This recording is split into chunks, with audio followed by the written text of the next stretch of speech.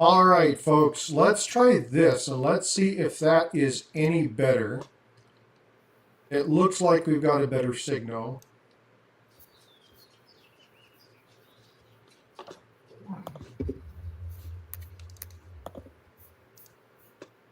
Oh, I gotta pop out a different chat, huh? Yeah. Yep, you do have to pop out a different chat. So we'll give it a few seconds for people to come in.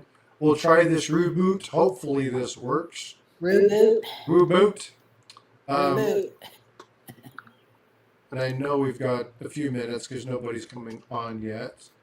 All right, there we go. We got some people filtering in. And I know, let me check the audio quality on that. Looks like we're good there. Same.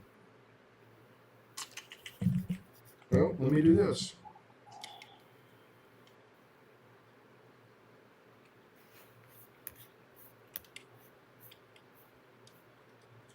Unplug your microphone, unplug it back in or something. Maybe, I don't know. Yeah, that's exactly what I did. Can you hear me okay? I can, yeah. Okay. Folks, did that help at all? Did you guys hear anything there? Or are we still dealing with the same situation? God, this is frustrating. And what's frustrating is that I'm not changing anything.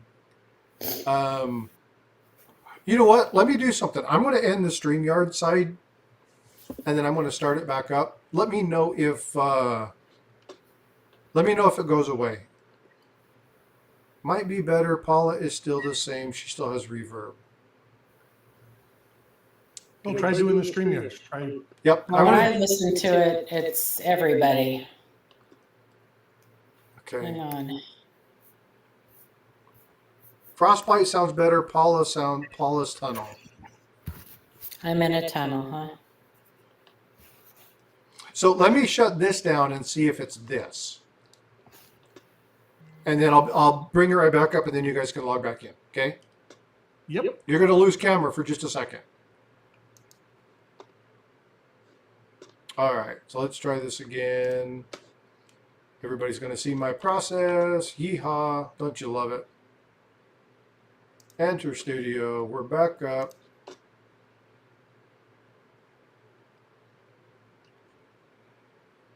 Okay. Are you back?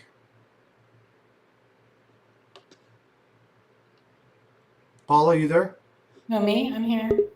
Okay, so Eric's back. Okay, folks. Better, Frosty. Okay, guess echo. Let's see if that sounds like I'm talking to him in the Bilges. Yes, welcome to the Navy days. I remember that sound. Is it any better? Is that any clearer? Paula still echo.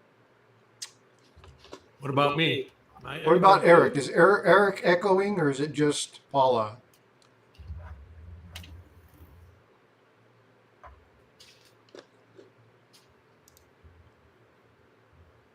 That's just so weird. Just doesn't make sense. When I listen to it, it sounds like, I mean, you sound okay, but me and Eric sound like we're in like the same thing, like we're in a. Okay, so that's definitely. I don't hear an echo. I just hear it's like we're, yeah. Chief says it's much better. FrostByte good, Eric tunnel. Yeah, so it's the link. So I'm wondering what audio settings can we change? Echo cancellation. Let's take echo cancellation off and see if that's better. So let's turn off the echo cancellation. Let's talk, guys. Let's see how that works. Paula, Eric. Hello. Check. Testing. Sibilance.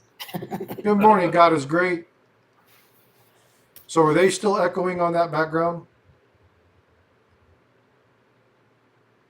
If it is, we're just gonna have to suck it up and deal with it. Yes, it is. We are still like on a. Oh, I just started echoing. Now I'm echoing. That's so weird. Okay, I'm gonna go leave and then I'll come back and see if it's better. Okay. All right. So Eric, talk a little bit and see if the All right. issue's Actually, gone you away. cleared up as soon as she logged off. Did it? At my stream, it did. Okay. So there's probably something in her. She's probably getting feedback. Yeah, she's probably getting I don't know, feedback Skip, on her it's, side. do I still sound like I'm in a tunnel I didn't hear it to begin with, so to the audience?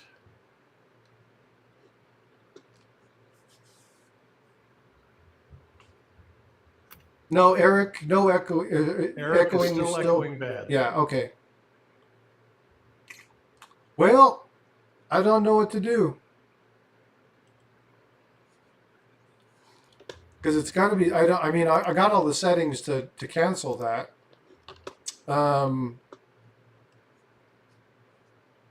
Is speaker every time Eric talks, the icon blinks. The icon blinks. I'm not sure what that means. It's Eric's fault? Oh, it could be. Hello? Yeah, is it still doing it on your end? Hello? Hello? Hello? I don't know what's going on. Well, Yeah, my speakers, usually I got noise cancellation in my mic. It usually doesn't pick my own speakers up. yeah, I have the same situation, so I'm not sure what's going on. Yeah, it's still doing it. Oh, well. Well, just let me know if it gets out of hand. If it gets out of hand, then I'll just go solo. I'll try not to talk. It's okay. I mean, it is what it is, but we'll make do. Forget it. Let's roll. Okay, sounds good. I apologize, folks. I'll have to figure out what's going on with that and see if I can't resolve that. I can try and move. I don't think the moving of my speaker is going to help. Let me see if I can.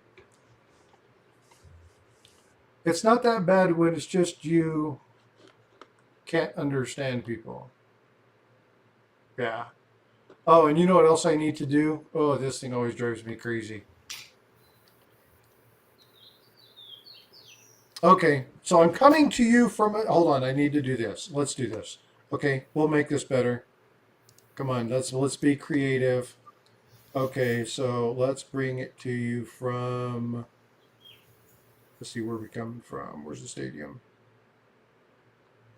Oh, I don't have the stadium anymore. Oh, that's too bad. I thought I had a stadium, but I don't. Okay, I can't even bring it to you like I'm coming from a stadium. All right, folks. Well, let's go ahead and just continue. Hi, everybody. Hope you're doing well. Thanks for coming in and doing that. I apologize for the technical issues. But let's go ahead and get into the discussion today. Hey, Coin Crew, what's going on? So today I wanted to talk about a guy that you probably know, but probably are not as familiar with. Some of the older group is, and you guys won't see this, Paul and Eric, because it's only going to be on the YouTube site because I couldn't get it to work on both. But I just showed a picture. So in chat, can you guys tell me who this person is? So do you guys happen to know who this is? Coin Crew says Buddy Ebsen. Exactly. All right. So Buddy Ebsen, as we all know, or as most of us know, the younger generation might not know this, played the father, Jed Clampett, on Beverly Hillbillies. It was a 1960s, 1970 comic show where they played some hillbillies who struck it rich with oil and then moved to Beverly Hills to be amongst the rich. The Clampetts were a great movie, or a great show. There was a lot of fun, and out of the entire family, the only one who's still alive is the son, Jed. But here's the thing about him. It wasn't just this TV show that he was popular for, and I've got this thing over here. Who is this little girl that's standing there with him? Do you guys know who that is? We're definitely getting into an audience of where the older population. I know it's kind of small, but do you guys know who that is? Shirley Temple, that's correct. Coin Crease 2 for 2. Man, they're all over it today. So Buddy Epson was also a dancer. He did a lot of dancing. He was an actor. He was a dancer. And he did a lot of stuff. Now, he did a lot of things. He had some Westerns and stuff that he did. But why in the world am I talking about him in relation to my channel? Well, we're going to get there. Did you guys know that he was also cast for the Tin Man? So he had the opportunity to be the Tin Man, but he couldn't do it. He couldn't actually complete the role. And the reason he couldn't complete the role was because he was allergic to the silver paint that they would put on the face. So they actually had to give it away. Yep, that's exactly right, Eric. He was allergic to the aluminum, and so he couldn't perform the role. But as Coin Crew just stated, he was a coin collector. Now, he wasn't just a collector. This guy had massive impacts in the numismatic realm. And I did a short on this. Not a lot of people, I don't think people know who the guy is or have any idea how he's related to numismatics. But in the early 80s, they sold his collection. And it sold from Southwest Creations, I think. I can't remember the name of it off the top of my head. Let me get there. It was, oh man, I don't remember the name of it. I can't recall the company. Anyway, there was the Superior Galleries. Yeah, Superior Galleries. And Superior Galleries had the opportunity to sell his coins. Now, these coins sold for $7.6 million in 1983. Hey, Stan, what's going on, bud? Thanks to you. I appreciate you. One membership. Oh, Stan, by the way, I did confirm they do not count. So the gifted memberships are just, what? They don't actually show up on the stream, boss. I tried to correct that. It's only for memberships. So FYI, they no longer count. But thank you for the gifted memberships. But anyway, so he was able to sell these coins for $7.6 million. Now I want you to think about that during the 1980s, right? The 1980s, you could buy a stick of gum for $0.25. Right, so now that same stick of gum will cost you like $2.50, $2.80. If you buy it from a convenience store, you're looking at probably $3.25. So when you look at the value of $7.6 million and you multiply it by that, you're talking about a coin collection that by today's standard is between $40 and $60 million. So it was a very substantial collection. He had quite a few coins, but I want to talk about a couple of them. And one in particular that I want to talk about is this one right here. Now, this is the 1879 $3 gold piece. Now, this 1879 was one of the major, the pinnacles.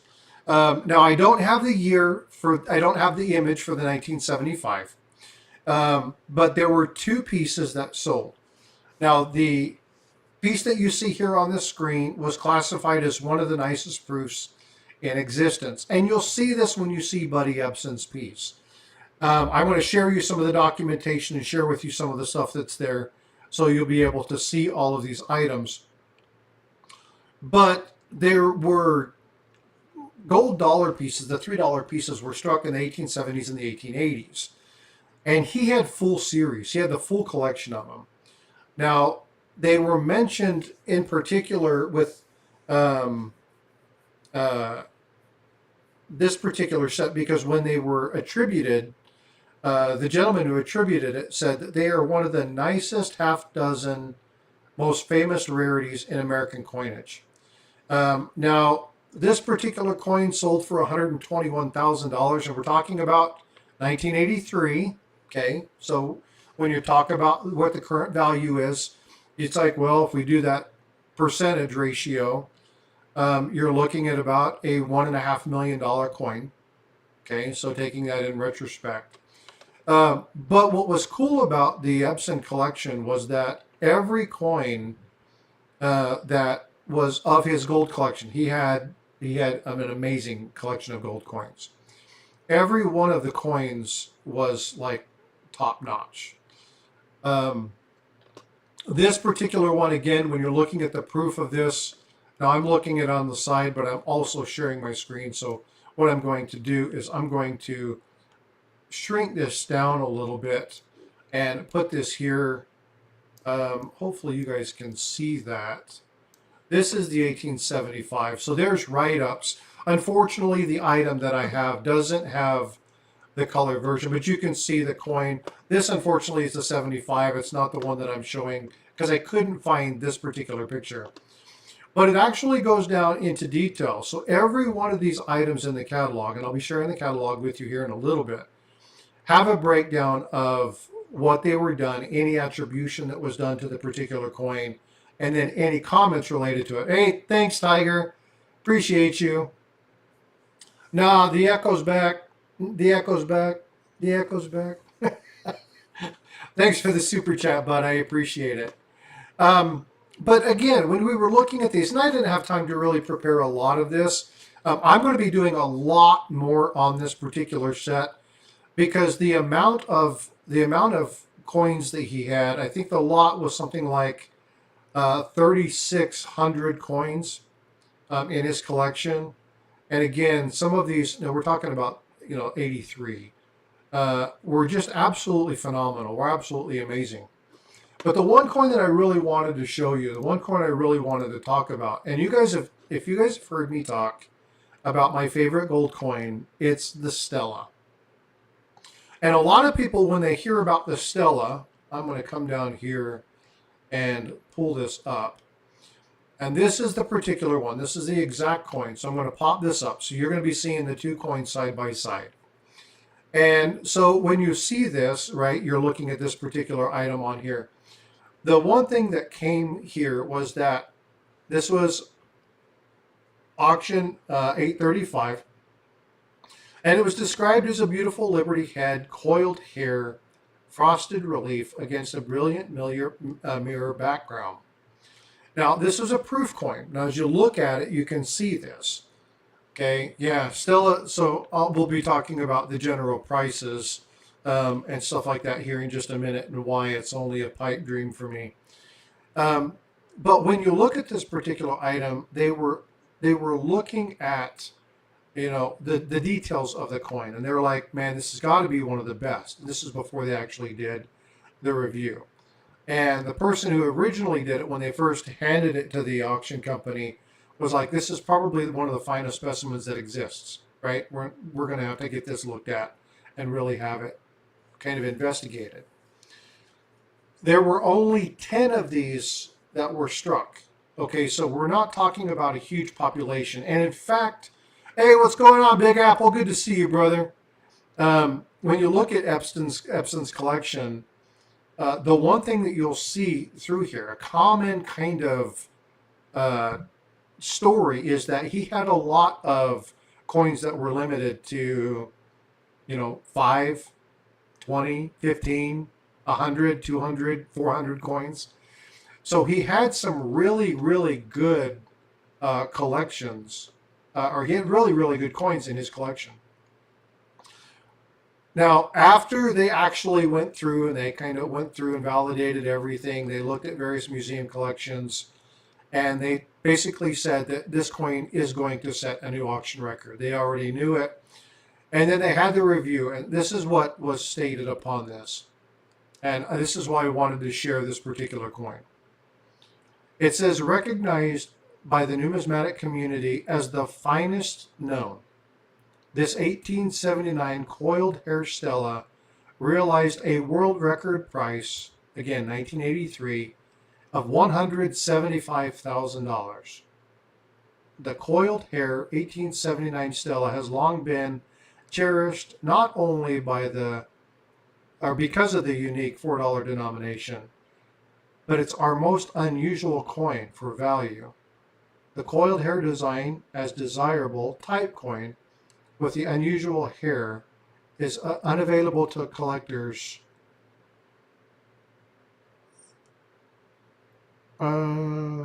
Because of the exceedingly rare option. The condition of this treasure is classic and is unsurpassed and will undoubtedly give great pleasure to the person who has purchased this. Now, Paula did a little bit of looking up at the beginning of this. And she was like, oh, I want to look at this coin. So she pulled up the PCGS. So, Paula, are you still there? Yes. So you said this went to auction in 2013. Right? So, in what? I see you, Coin Crew. So there is a Proof 66 cameo that went to auction in 2019. Okay. In 2019, and this is the same coin, by the way, it was sold for how much? $1,050,000.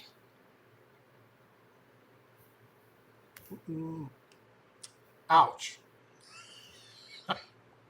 That's 4 of my homes, folks. There was one that sold for $2.5 million. Is that's not the top pop though, right? Or is it? So let's see. That is an 1880 coiled hair cameo.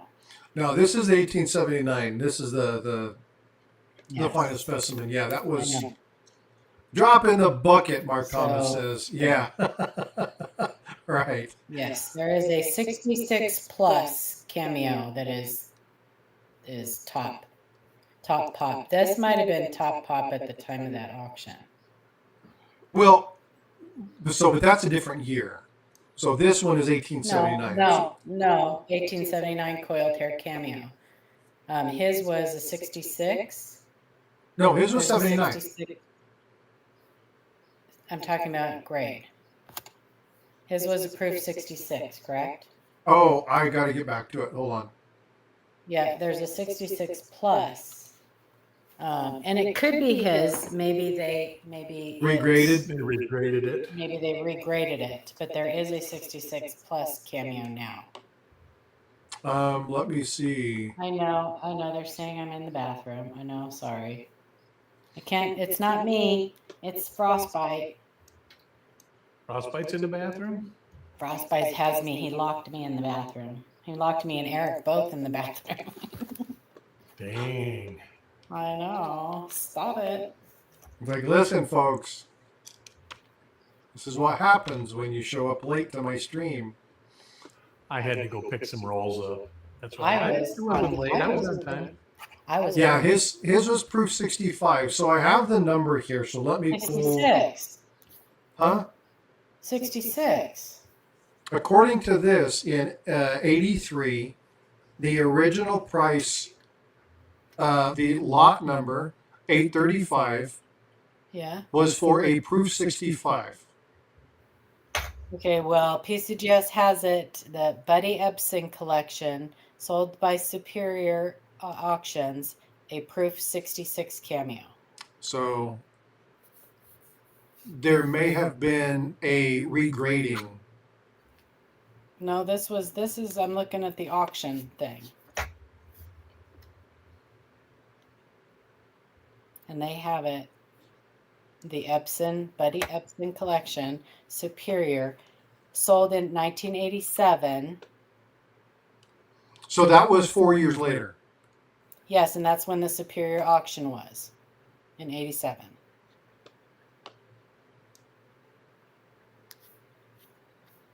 So here's the listing.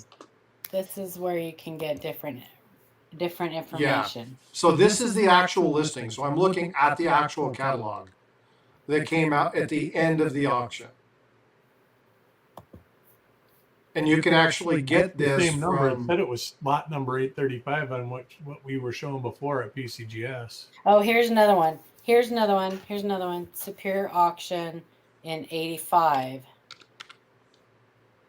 That's a different number, you said?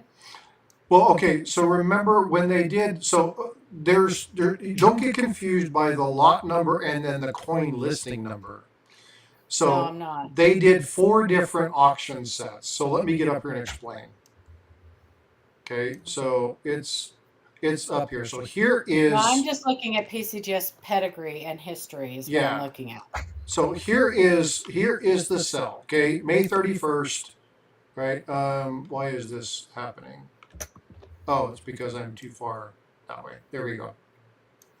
Okay, so here's the actual auction listing, right? So we're looking at May 31st.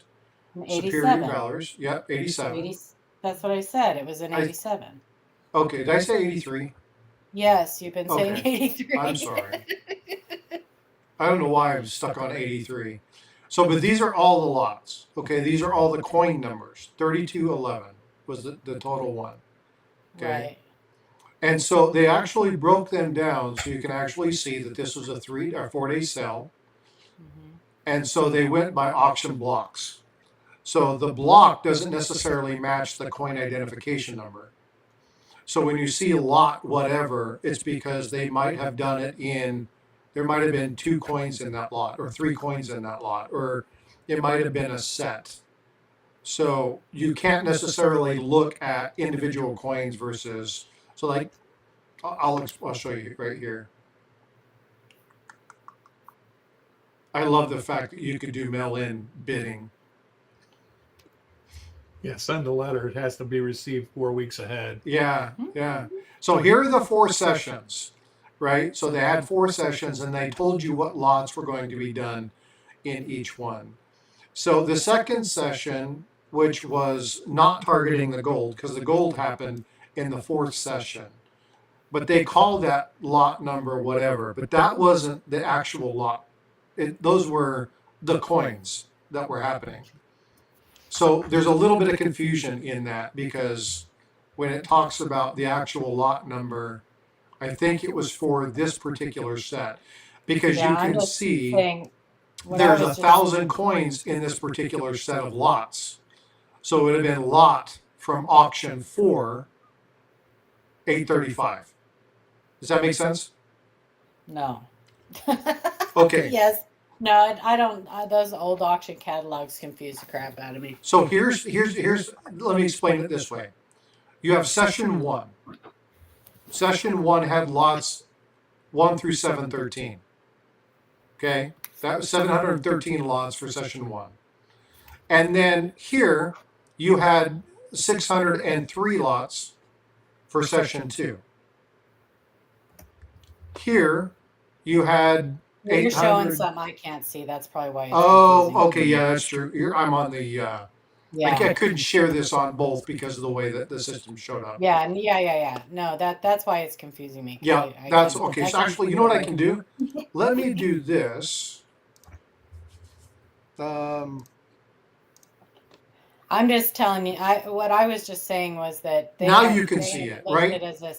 They have it listed as a proof 65, but PCGS says that at that auction, the Buddy Epson collection in 87, it was a proof 66 cameo. So there's some discrepancy between. And as far as that goes, that could be a discrepancy in somebody typing it in the Right. catalog wrong. Right. Yeah. Yeah. So there's I would go more with PCGS than I would with the catalog. But again, I can't. I told Paula when I first started this, because of the work that I did this week, I had a whole lot more plans on doing more research. Oh So yeah. I'm going to be digging in a lot more into this and talking more. Love stuff. I just, this week, as I was sitting there going through this jury duty thing and going through and listening to reviews of processes, whatever I did just fixed the sound. Interesting. Oh, nice. Good. Oh, what did you do? I shared a screen. Curious. Okay. Curiouser and curiouser. Well, interesting. Okay. I don't think it's me then. I think that's a YouTube. Oh, so I can talk now. Sweet, because it was really hard biting my tongue. I had to search 2 rolls of coins while you guys were talking. Oh darn! You had to go and do that. Yeah. So, but here's so now that you can see the screen, let me explain what I mean by that. So you can see lots 1 through 713. So that happened in the first session.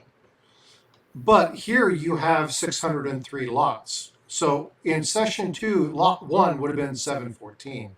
Lot 2 would have been 715. Right here, you had almost 1,100 lots. So that Stella would have been sold fourth session, lot 890 or 863 or whatever it was. So that's how you can have 2 lot numbers, because it's the actual lot of the coin itself and then the lot of the session that it happened in. Does that make sense? Sure. I had to look at this like 5 or 6 times to try and understand what the hell was It happening. would make with more this. sense to me if I saw what you were talking about. I'm sure. You can see it. Just You look on can see it. StreamYard. I shared it. Wait a minute. Oh, I was looking at on PCGS. I was looking at the Stella. Sorry. That's all right. I couldn't keep my eyes off it. It's a Don't beauty. let her It's- fool you. She's probably sitting there watching TV. I'm not. She's watching reruns of Miss Coin Cruise channel. No, I love the Stella. I get a little bit like, ah. Well, and the one thing about the Stella, and this is the other thing that I want to talk about. So when you talk about the Stella $4 coin, number one, it's a $4 coin, right? So anybody you happen to mention the Stella and they hear the $4 coin, they're like, wait, hold on, that's not right. Yeah. But tell me if the echo comes back. That's going to be test number 1. If the echo comes back now, I know exactly what's going on. But here's what I want to share. So when you look at the Stella, this is what people normally think of, right? And you have to realize that there's more than one, right? It's not just, there's a lot of different varieties. Oh, there's 2. Right. So there's the flowing hair, Yeah, and the coil. and then there's the coiled hair. So when people see Stella, this is more of what they're thinking of. Because there's so many different varieties of things when you're looking at gold versus the silver coins. And this is, and the flowing hair was much more common. yes. I mean, neither one of them are common, but Yeah, was much so more common. This is, and again, I'm going to make this big just because, well, I have to do it this way. I hate it when I have to do this. I'm out shouting. I don't know why it makes me do this. Night. Scouting, not shouting. I'm out Here, shouting. let's do this. Because I hate it when it does that. It makes me do this and it drives me insane. Yeah. It was named after the star on the reverse. Yes, Yep. It was. The famous name. So again, this is what you see. Now it's a gorgeous coin. Right? It's a barber design. It's a barber design. Which is funny because I don't actually like the barber. Well, coins. you good. Then you just go to the coiled and you've got a Morgan. So I favor Morgan's Yeah, designs Morgan anyway. And there was a huge rivalry between those two. And Brenner. Yuri Brown from Brenner? Or no, hold on. That's my psychology dude. He didn't like him either. I don't like reading him. He's hard to read. Barbara No. and Brenner were not friends. Victor David Brenner. Yeah, they They were not friends. they kind of fought. That's why there's so many issues with the 1909. Yeah. But you know more about that than I do. I don't know a whole lot about Probably that whole not. process. Probably not. Oh, probably. I almost guarantee it. So, but this is the flowing hair. And again, it's just a gorgeous coin. But The one that was in the Buddy Epson's purview, that coin was like, and you can still see it in the chat, or in the I've got too many Coiled. windows open. Yeah. So, but that coiled hair, that is just, this is a proof coin. I mean, it's just an amazing, Well, they're all proofs, amazing. and they're all Yeah. patterns.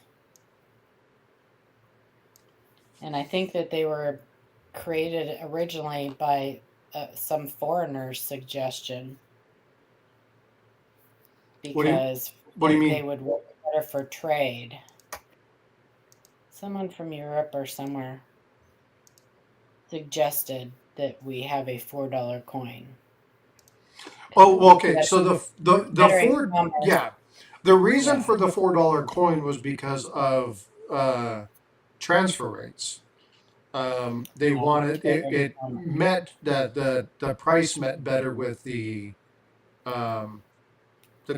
currency shift. Yeah. And I'm trying to remember where that was. Hold Something on. like that. Something like that. I don't know.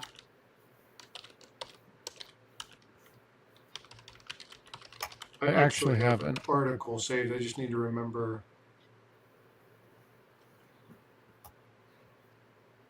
It's just a very, very cool coin, and the fact that there's Here it probably is.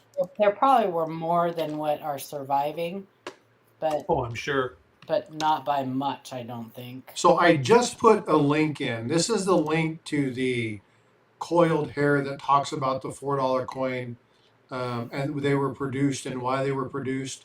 There were two designs: flowing hair by Barber, and then the coiled hair by Morgan, and why they did it. So what it says here: Stellas were produced 1879 and 1880 at the suggestion of Han John A. Kozon, a minister that's of who it was. Austria. Austria. Yeah. Yeah. Who said that it would be beneficial by foreign travelers as it could be readily exchanged for gold coins of equal value in France, Germany, and other European countries. Indicative of its intended international nature, the obverse legend of four-piece expressed with the medallic metric system 6 grams, 0.3, 0.7 C, 7 grams. So it listed all of the content that told you what the gold, the silver, the copper content of this particular coin was. So when you look at the design element, it actually broke that out for you. So that's what all of the stuff inside the star means. No, cool. Around the on the obverse, around the. Or I'm sorry, around the obverse. That's right. That's Yeah, right. yeah, yeah. Around the obverse. But it told you basically what the coin's makeup was. So cool stuff. But anyway, I want to do more on the Buddy Epson piece because the coins in this collection, and again, I'm going to pull this back up. I've got Yeah, the I gotta last see if there's a slide. list of those. Say again. I got to see if there's a list of those. I would love to know what 30. What's No, me 3,600. too. Me too. A list of what? Collection. What now. coins Buddy Epson had? Oh, I'm just getting ready to show you that. So in chat, or in the StreamYard side, you won't see it. I'm going to try and see if I can pull it up. Dang it.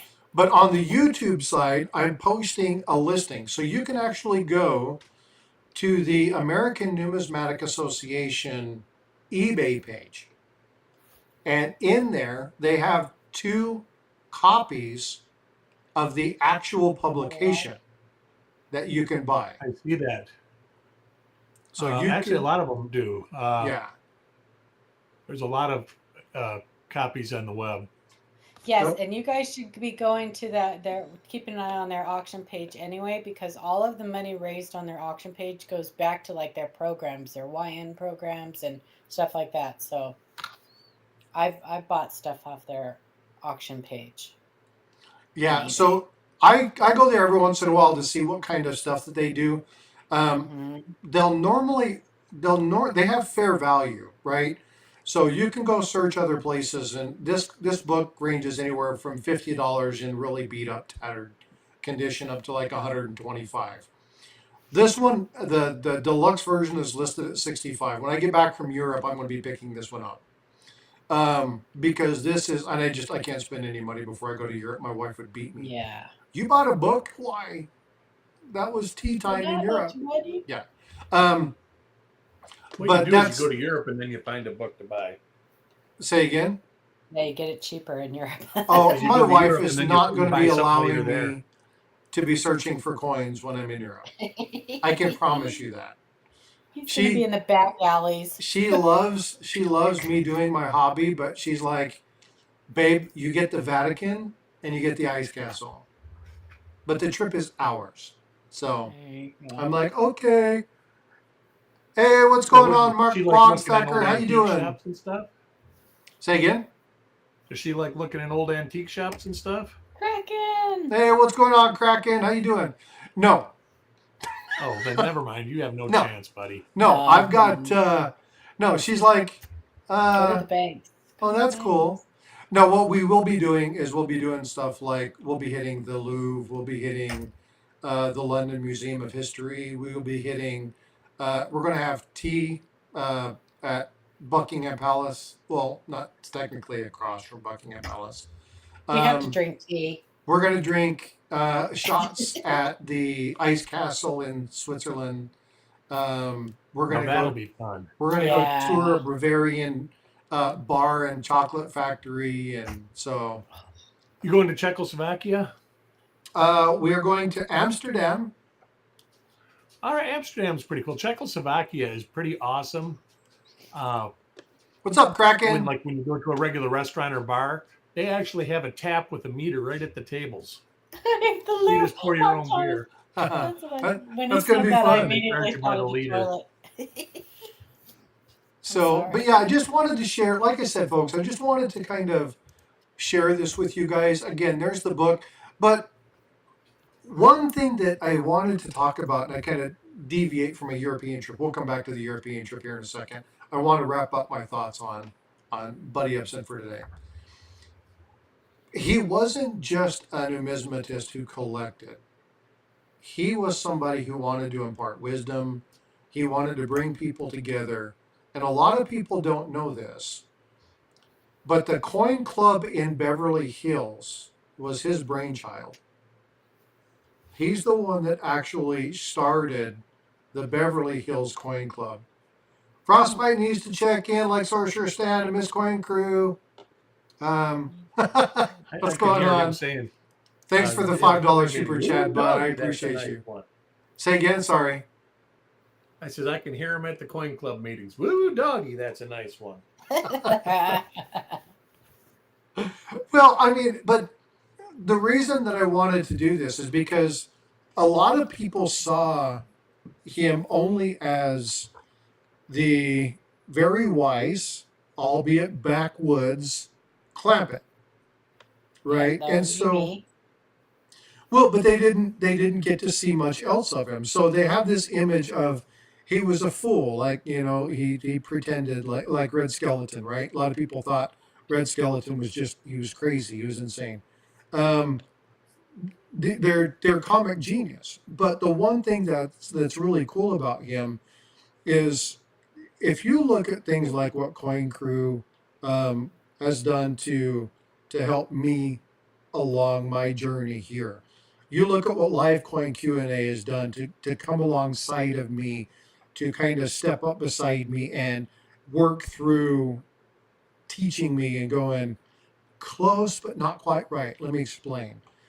Paula coming up, Eric coming up, Chuck imparting Well, this is wisdom the and highlight of my talking me. weekend. Say I again? love it. I have a great time here. Well, I look this is forward the to it. highlight of my weekend. This is so much fun. But the thing is that this is happening because people like them are out there trying to do what they can to continue to promote the hobby. Right? This is why I say when I talk about Livecoin and I promote the hell out of them, people are like, well, you're not really helping your own channel by doing that. Actually, I am. Because if it wouldn't have been for Paula and Amanda and Shay and Shannon and then those other two yahoos, The Yahoos. No, I'm just kidding. But Adam and Adam and Sean. say again. That little, that guy. The dude with the small little channel. What's his name? Silver Yeah, dog. Sharon Cannon, Blue, something. Casey. Boy, he sounded terrible. His No, but last video, Sean and Blue he Ridge sounded Silverhound, awful. and again, Sean yeah, and Stacy are amazing people. It's been- But if we had to pay for the service that they provide, we couldn't do it. We couldn't afford it. They do a lot of good stuff. Hey, Sorcerer Stan, get back to the ocean, crack. I appreciate it. He almost got knocked down. He's like, no, I'm building myself back up. You're not doing this. Thanks for the $10 super chat, crack or Stan. I appreciate you, bud. But again, I want to promote Live Coin Q&A. I want to promote Coin Crew, or I want to promote Copper Coins and what Eric and Chuck do. And there's so many channels that have come alongside to help me in my numismatic area, to promote me, to get me out there, to build my channel. I would have never hit 1,000 subscribers. Well, I would have, but it would have taken me a long time if it would have been for Coin Crew out there helping me and coming alongside to do stuff like that. So, props where props are due. But I wouldn't have the knowledge of the coins if it wouldn't have been for people like Paula and Amanda and Shannon and Shay, Eric, Chuck. No, you can't give us credit for that stuff. Here's That's on you, man. But here's the He thing. was listening to our bull crap. Yeah, Credit where that's credit on you. is due. Okay, and you've heard me say this all the time, and I'll say it as long as I'm alive. We can lead it. I'm only as good as the people who have come alongside of me. Oh, I got a great idea after the I got to talk to you after the show. Okay. And that thing we were talking about yesterday. Yeah. Oh, the first I got a name or great the second? idea. It's not what you think. It's not about. Okay. It's Yeah. totally different. Gotcha. I don't know what the hell just my talk to text was doing. I was like, who the hell is that guy? Yeah, but anyway, cool. Thank you. But credit where credit is due. Because I've done a lot of research, folks. I have tried to grow and impart good information. I work really hard. But those folks have come alongside of me and said, this is where you're wrong. This is how you can improve. I want you, like doing a little project with Shay. Oh my God, I learned so much about replenishment marks and what the different the varieties are. And oh my God, there's 9 different types of die types for this particular coin. Oh my God, there's 5 different mint marks for this particular coin. Oh my God, they use 7 different reverses and 4 different obverses. What the hell? I mean, the amount of information that I've gleaned from being asked, Paula, hey, I got a challenge for you. I need you to tell me the difference between an error and a variety. Do a video on it. Right? And challenging me with doing that. Buddy Ebsen did the same thing with that community there in Beverly Hills, right? Oh, you got a nice coin? Good. Tell me about it, right? So he would actually go through and he would be like, you can't present a coin unless you can tell me its history. You can't present a coin unless you can tell me where it came from. You can't present a coin or show a coin unless you can tell me a little bit about how you got it, where it developed, what's going on with the coin, how you graded it, who graded it, how many times has it been graded, because he wanted people, he understood the value of history. And you guys see the channel, you look at what I do. When I started really looking into what Buddy Ebsen did, I'm like, I'm going to study this dude. Like, I never saw him other than as Papa Clampett, I just never did. And I know, me. I knew he'd corrected and I knew he had done stuff and but I just really never quite understood that the man loved the hobby. Like, Well, I could have cared less about that. Even if you would have told me back when I was watching the Beverly Hillbillies that he was a coin collector, and so Yeah. what is that? I wouldn't have even known what coin collecting was. So. But to be able to look at, But he had some beautiful coins, man. oh yeah, I mean, unreal. So now there was a question asked, and I actually have this up because I knew this question was going to come out. So I I'm want going to to just put, point something out on that before you move on to that yeah, you were talking about. There are a lot of people out there with a ton of knowledge about the hobby. The problem is that the knowledge that they have is wrong. And that's one of the things that Eric and Chuck and the Livecoin Q&A and a bunch of people out there, that's one of the things that we're passionate about is not so much teaching you guys that stuff, because that has to be on you, is teaching you where you can find the right information on this stuff. I think that is the one of the biggest problems with the hobby, is there is so much garbage information out there because people just want to make crap up, and they want to write a book and sell a book or whatever, and it's all garbage information in that book, but people are buying it and they're I reading it like the and they're little learning it. stories the best. Yeah, And those are stories that aren't getting passed down. Like when I got exactly. into it, these old guys would tell me all the stories, like the 60p small date story and uh, Buffalo Nickel stories. There's all sorts of little stories that they would say. There Uh, is. Did you watch? So, who knew that the Newman Numismatic Portal had a YouTube channel? I've been watching the crap out of their videos lately, and I they've did had not know that. I didn't know that. yes, they had Fred Weinberg was on there the other day talking about with oh gosh, what was the old guy's name? Thanks, Tiger and Dan Stan, or for the super chats. but all these old Aaron variety collectors. Bill Fiva was on there. Just all these the old guys that Yeah. some of them aren't around anymore. And yeah, you got to check it out. Check out that YouTube channel. They they've got some old videos on there, and it's Well, that really was me cool to at the watch. Sarasota coin show. I find a coin that's in a Lonesome John flip, Yes, they talked and about him too. I buy it, and I'm like, I'm all geeked out, and everybody's looking at me because it's in the bargain bin. I literally paid $1 for it. Well, Oh that's like wow. your slab right there. I get all geeked out when I see Yeah. J.T. Clinton stuff and Lonesome John stuff and all these older guys that, They're if gone. yeah, they're gone. And I But when I know. saw that, I was like, God, and I didn't know. I mean, he had been gone a long time, Yes. and I'm like, man, I have got to have that. And the dealer looked at me like I was retarded. And what's funny is that I had always thought that Ah. Lonesome John got his name because he was the first air and variety dealer at the time, right? The Yeah. full-time air and variety dealer. Well, that's not true. Come Yep. to find out, he had a coin shop with another guy, and the other guy's name was John, so their coin shop was John or something like that. Well, when the other guy passed away, his wife said, "Well, you can't really, use that name anymore for the coin shop." And so his wife kind of came up with the name Lonesome John, and that's where that came from. Yeah. Well, I Anyway, heard that he was Oh, kind it's of a cool story. a reclusive type of guy too. there are all kinds of stories, but I tend to Yeah. believe the one that Fred Weinberg said, because they were around at the time. They So were, and they both. He actually kind of tutored Fred Weinberg, my yeah, he was understanding. just a kid. He was talking about that. Anyway, Yeah. I'm sorry. I get all excited when I talk about this kind of stuff because I think it's very interesting. But those people were just as passionate about the hobby and very into educating.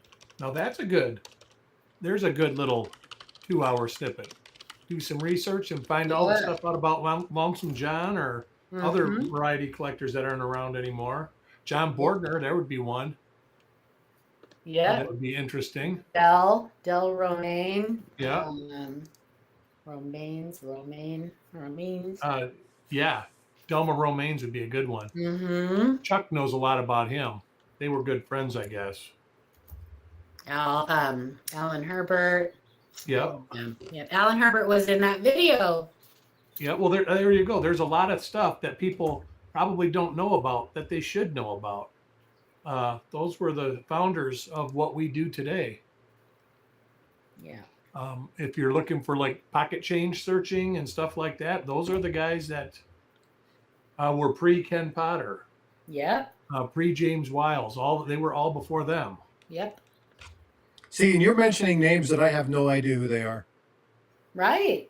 Most people don't. Yeah, And they need I'm like, to. I don't know. I'm liking the stories, I'm liking the discussion, but I don't know who they are. Well, I just read a great story about the 8/7 overdate that was in the Mhm. Green catalog, Mm-hmm. and that was discovered by Delma Romines. Mm-hmm. And he said, "Yeah, go ahead and put it in your catalog." But before the catalog went to print, he found out that it was a die gouge, Mm-hmm. and And I so think he wasn't that begged. on Ken's Well, he thing? begged Walter Breen not to put it in the Not to book, and put it Walter in. Breen, and he still did it. Yeah, Mm-hmm. which was something I never knew until a week ago. Mm-hmm.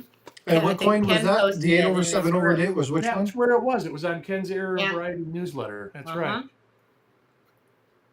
The 8 over 7 overdate. That was which coin? 58D and 58P Lincoln Cent. Oh, I don't even know why I asked you. I should have known it was a Lincoln cent. Oh man, that's hurtful. I actually do look at more than Lincoln Cents. I've I'm just giving you grief, brother. You know, I'm just giving you grief. I'm looking Paula forward to kind of you. knows about it because it's her fault. I'm looking forward to you doing your I'm telling you, nonsense. you're gonna come to the same conclusion that I came to. And you know Well, what? my thought was I'm going to try and get them from as many sources as possible and take a look. Yeah. Well, you have to, but Yeah. but that when as soon as I found 3 people from completely different areas of the country that bought the things at completely different times. Here's when you here's found the the thing same about thing- that, Paula. I know is what you're that gonna say. A quarter of them came from the same bin. So 25% of all the bags the Mint sold came from the same bin. So So okay, I understand that, but you have and multiple. you're talking about times and stuff like that. I'm talking about dies. You have multiple here's the dies thing about working that. at the same time, and if they all have that same issue, You had frostbite. Okay, we'll shut up. That's why I figured I'm going to get some Loomis rolls and some rolls from outside to see if it's there. Mm-hmm. Sorry, you Because guys. if it's there, There's a bit of a Oh. study going on with the new quarters. yeah, Right. if it's there, then I will definitely jump on the hub, working hub Mhm. deal. Okay. Back to Jed Clampett. Sorry, frostbite. Yeah, sorry. Went off track.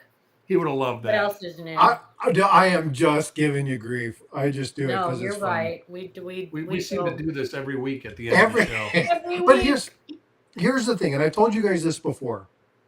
It is important for people to understand as a host to a channel, when you have people on and the conversation's good, shut up. It's Let the just conversation passion. flow, The passion. right? Because you're going to pick up and learn a lot more stuff if you just shut up and listen. So I'm just like, just back in. It's okay. The chat goes off on their own thing. They know. They're like, okay, well, here they go. Let's just talk amongst ourselves. But Yeah, the thing that I enjoy about this, right, is we talk about topics. We never stay on that. It always deviates. It always fluctuates. But people come out of it with whatever they can come out of it with, right? So I hear all the time. It's like, man, your streams are so much fun. I'm like, well, I didn't say anything. They're like, oh, but again, I don't mind it because I learn a lot listening to you guys. Like the conversation we had just a second ago. Well, let me rephrase that. The conversation you had a second ago. Okay. I didn't know who those people were. So now I'm like, okay, well, I'm thinking and that's that the content. That's what I was saying. That's content that people need to know about because they need to know the background of coin roll hunting and where it started and how it started. Yeah. right. And so because it's when you find out this stuff, it's like, oh, another rabbit hole for me. Mm-hmm. I can go look at something else, or what in the world were they talking about? And you go look it up and you're like, oh. And then you might be one of those rare people that go, oh my God, I have that. Well, the funny thing is Right? they were talking about the big discussion in this video was about the early days of error and varieties. And they were talking about California specifically and the error-ramas that they used to have in California. And it was kind of exclusive to like California in the very beginning and all the error-ramas. And it really started out with like the BIE error, the BIE die chips and the little die chips in the date. It kind of started out with that. So if you read, oh gosh, what is that, guys? It's a horrible, horrible book, and we kind of make fun of it. Here it is, Spadone. Like Spadone was one of the early guys. And so if you buy one of his books, you'll look at it and you'll go, oh my gosh, what the heck? Like the slanted one, was just moved metal. Well, they didn't know the minting process and stuff back then. So they just kind of went by what they saw. Right. And that back then was like a legit error to them because they didn't know any better. But it was funny to hear about how like, and then Jean Cohen wrote her book and on the BIEs and stuff and the spike head die cracks, and it all started with that. So these things that we now go, ew, who cares? We're like the roots of that part of the hobby. Right. So it's really interesting when you hear that kind of stuff and you go, well, now I have kind of a new appreciation for it. I'll look at them a little bit differently, even though I still will go, ew, who cares? I'll look at them a little bit differently, Right. They were a big deal. So it's kind of, that stuff is really interesting when you get down to the roots of it all. See, this is the part of, and again, it's all the history lesson, right? It's all learning about all these types of things. And some of it is like, that's interesting, but I'm not really going to target that. But like hearing some of the names and then hearing the names in relation to, oh, well, they predated Ken Potter. Oh, yeah. Mm-hmm. And it's like, hold on. Okay, wait. So these are people that Ken Potter might have learned from. They were people They that were. Well, but that's what I'm saying. Like, I need to know some of these names because now there's another level of history that I need to, like, what were they saying? Like, what's changed? Who were the pioneers? What were the things that were being identified? Because and as I look at someday there's going to something, be new people like John Sullivan, because he's a young guy, who are going to come up and they're going to become the new Ken Potters, where before That's right. Ken Potter, it was Alan Herbert and those guys. And so it's like, who's going to be the next guy, Hopefully they don't try to completely reinvent the wheel and they stick to some of the Well, old hopefully it's because but the same reason that they have access to more information. progress. Exactly. So there has to be a little bit of that, but there is a certain person who likes to come along and try to, and he's not a young guy, or like to reinvent the wheel. We're not going there, are We we? won't go there. You know who we're talking about. I know who you're talking about. Yeah. Yeah.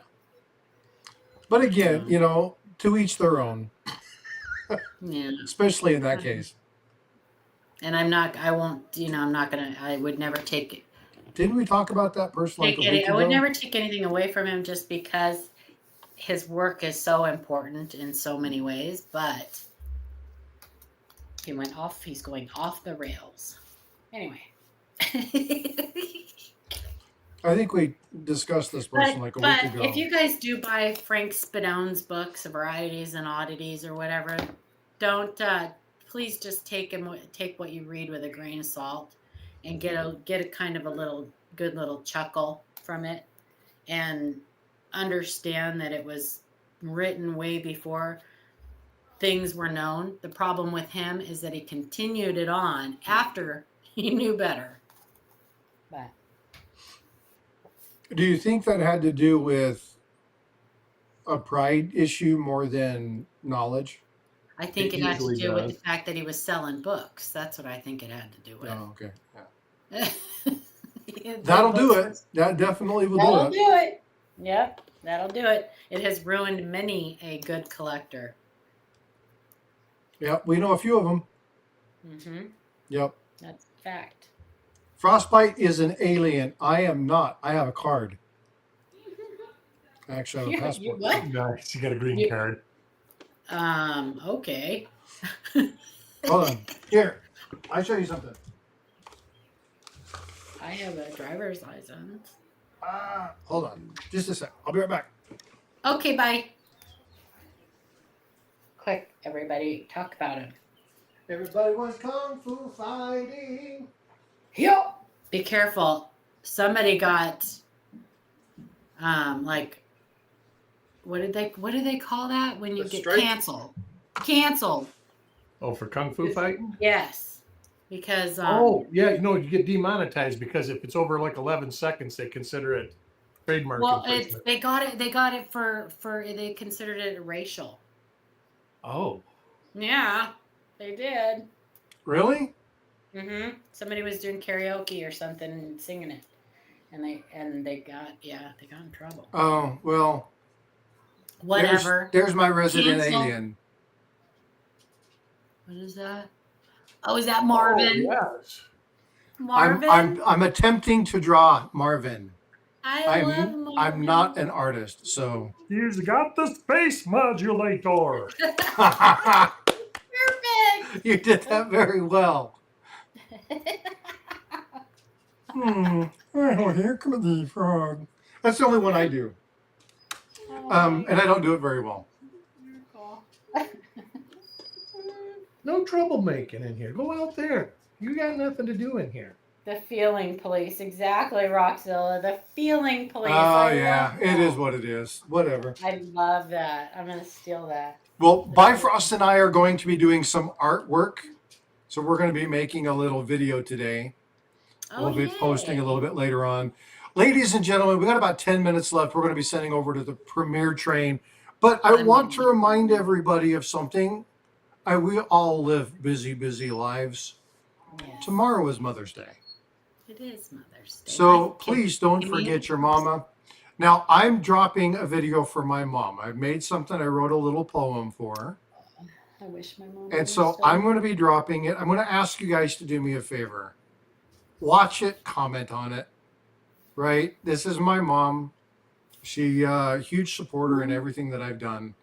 And I'll talk a little bit more about her and we'll kind of brag on moms tomorrow. If you have a cool mom story, I'm going to have an open panel tomorrow.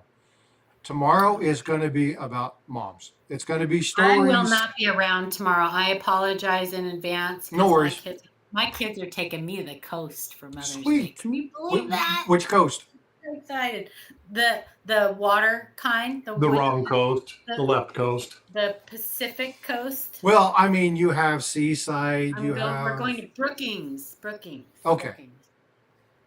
Brookings. I should get a hold of Chris Welch, but I'm not gonna. So It's Mother's. I asked because I have family up there, so I just was wondering what part. Yeah, I know yours are at the site, the part I really like, but too far away from me. Yeah, it's she lives like a 5-minute walk from Haystack Rock. So Oh, nice. yeah, it's tough. It's beautiful. I'm gonna there. get going. Everybody have a great day and happy Mother's Day to everybody out there. And talk to you guys later. Thanks, Bye. Paula. Love you, my friend. All right, what kind of fun plans do you have for tomorrow, Eric? No plans. I'm here by myself. My wife went to see her mother. My mom has passed away 20 years ago. So I'm just going to be me. Be looking at coins and hanging out and doing your thing? Probably that, pretty much. Well, come on up. Hang out with me tomorrow. I will. Again, it's going to be open. I'm going to have it open. Anybody who wants to come up and tell a story about mom, you can do so. I only ask that you keep it clean. I am going to be turning on YouTube verification.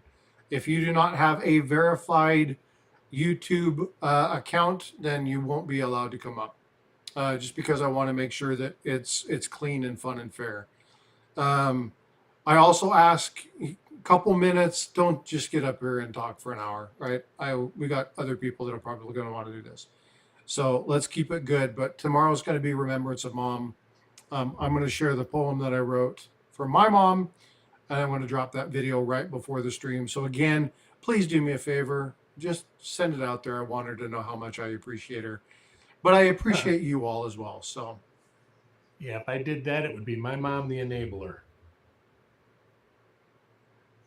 in a good That way. woman. Oh, yeah. If I Okay. got a hobby, she made sure I did it right. She was always like, don't do things half-assed. Well, my mom taught me everything she knew about golf, and despite that, I still learned to play. There you go. Right? It's just a joke between her and I. But all right, folks. So tomorrow again, Mama's Day. Come by, hang out. Let's talk about stories, poetry. We're going to be doing all sorts of weird stuff. Just come on up. I'll be opening the panel. I'll be putting the StreamYard link in. Tomorrow, it's just going to be a single format. It's not going to be anything fun as far as any kind of whatever. You can still do the super chats it'll be and stuff, fun. but It's always fun. whatever. So, all right, folks. All right. So, thank you, Ray, for throwing that in. I'll look up that coin, the B 2-ounce silver. Oh, okay. I'll definitely look that up. Thank you. But I appreciate you guys. Thank you so much for coming in. We'll see you over at Will's Treasures. I've got stuff to do today, so I won't be seeing the premiere train. I'll be watching it post facto. But please go over there. Let them know Frosty sent you over. Sorcerer Stan. Oh, no.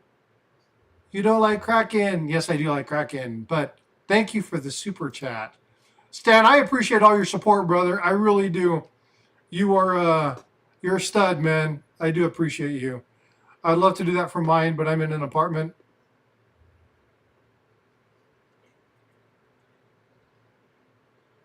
I'm confused. You can't write a poem for a mom because you live in an apartment? No, you can come up on stream. It's all good. You don't have to share your stuff. But anyway, y'all take care. Be well, be blessed.